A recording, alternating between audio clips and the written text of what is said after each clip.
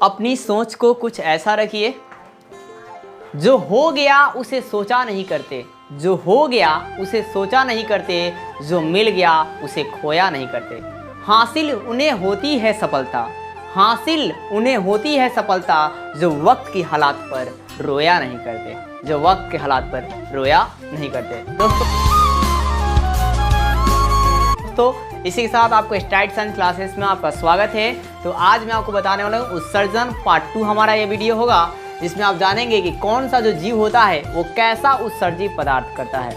मतलब कोई जीव है और उसे उत्सर्जी पदार्थ कौन सा निकलता है ये जानेंगे। जैसे मेढक है तो मेढक से क्या उत्सर्जी पदार्थ निकलता है, मतलब अपशिष्ट पदार्थ क्या निकलता है, तो अमोनिया निकलता है, यूरिया निकलता है और यूरिकम, तीनों चीज़ निकलता है।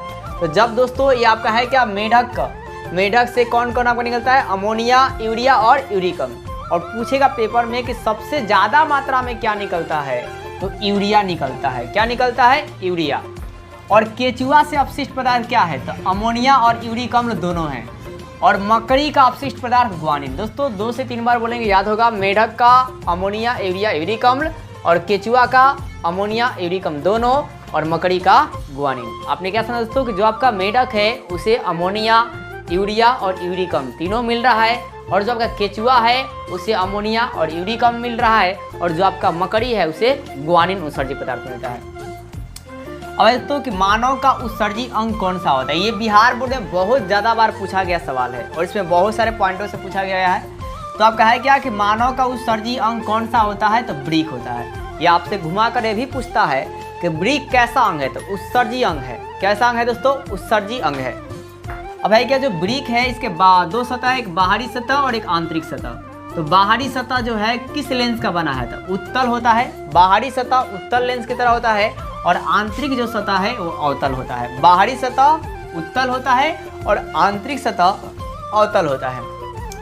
नेक्स्ट पॉइंट दोस्तों, जो ब्रिक होता है यह ब्लड छानने का काम करता है। ब्रिक जो है किसका काम करता है, ब्लड छानने का काम करता है, अतः इसको ब्लड प्यूरिफायर कहते हैं। क्या बोलते हैं, या रक्त शुद्धिकरण करने वाला कहते हैं।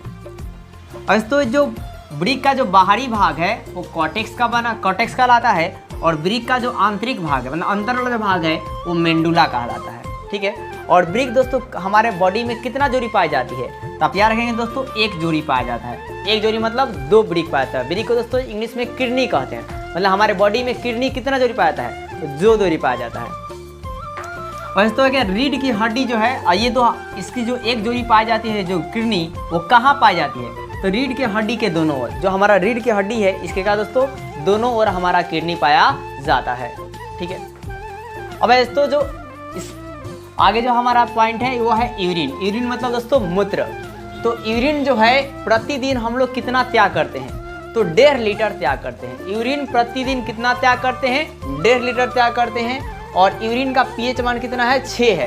कहने का मतलब दोस्तों कि अगर पीएच मान 7 से कम है तो अम्लीय है, और 7 से ज़्यादा है तो क्षारीय है, और 7 है तो उदासीन। 7 से कम है मतलब ये 6 है तो अम्लीय है। मतलब यूरिन का अगर टेस्ट की बात किया जाए तो वो कैसा लगेगा दोस्तों, खट्टा लगेगा। अब दोस्तों इसका रंग कैसा होता है, तो पीला होता है। यूरिन का जो रंग है पीला होता है। तो सवाल में आपसे ये पूछा जाता है बिहार बोर्ड में कि यूरिन का जो रंग है वो पीला क्यों होता है, तो यूरोक्रम वर्णक के कारण। किसके कारण, यूरोक्रम वर्णक के कारण क्या होता है, कलर कैसा हो जाता है, पीला हो जाता है। अब दोस्तों एक और कॉम्पिटिटिव एग्जामों में पूछा जाता है कि यूरिन का जो दुर्गंध है वो किसके वजह से होता है। तो दोस्तों ये 2 तरह से सवाल आएगा कि जब ताज़ा यूरिन रहेगा तो वो किसके कारण गंध आएगा, तो यूरिनोइड के कारण। यूरिनोइड पदार्थ के कारण क्या होता है, ताज़ा जो आपका यूरिन होता है उसमें दुर्गंध आता है। और कुछ समय के बाद जो स्मेल आता है टॉयलेट की तरह, वो किसके कारण आता है, तो अमोनिया के कारण आता है। किसके कारण आता है दोस्तों, अमोनिया के कारण। नेक्स्ट सवाल आपसे पूछे जाते हैं कि यूरिन में जल कितना % पाया जाता है, तो 95% पाया जाता है। ठीक है। और है दोस्तों यूरिया कितना % पाया जाता है, यूरिन में यूरिया कितना % पाया जाता है, तो 2.3% पाया जाता है, 2.3% पाया जाता है। और दोस्तों यूरिया का फार्मूला क्या होता है, आप याद रखिएगा। यूरिया का फार्मूला NH2CO NH2 होता है। क्या होता है फार्मूला, NH2CO NH2 होता है। अब दोस्तों कार्बनिक पदार्थ यूरिन में कितना पाया जाता है, तो 1 से 2%। और अगर आपके यूरिन में ब्लड आने लगे, अगर आपके यूरिन से ब्लड आता है तो उस बीमारी को क्या बोलते हैं, तो हीमेटूडिया कहते हैं। क्या दोस्तों कहते हैं? हीमेटूडिया कहा जाता है।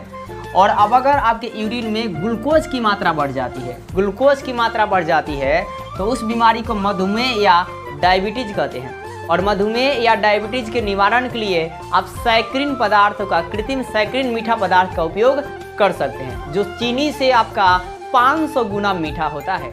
दोस्तों पढ़ाई के साथ साथ मैं एक बात कहना चाहूँगा कि बोलकर नहीं कर कर दिखाइए, बोलकर नहीं कर कर दिखाइए, क्योंकि आजकल लोग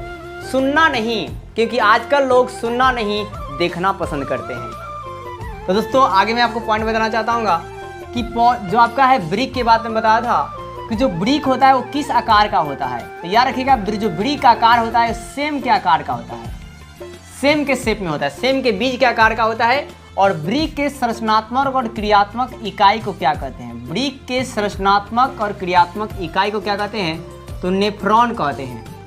क्या कहते हैं दोस्तों? नेफ्रॉन।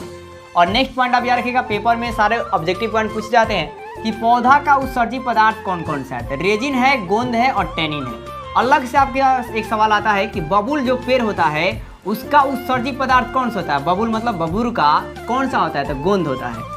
और फिर आप क्या दोस्तों, पौधे में जो अपशिष्ट पदार्थ है वो किससे किससे निकलता है?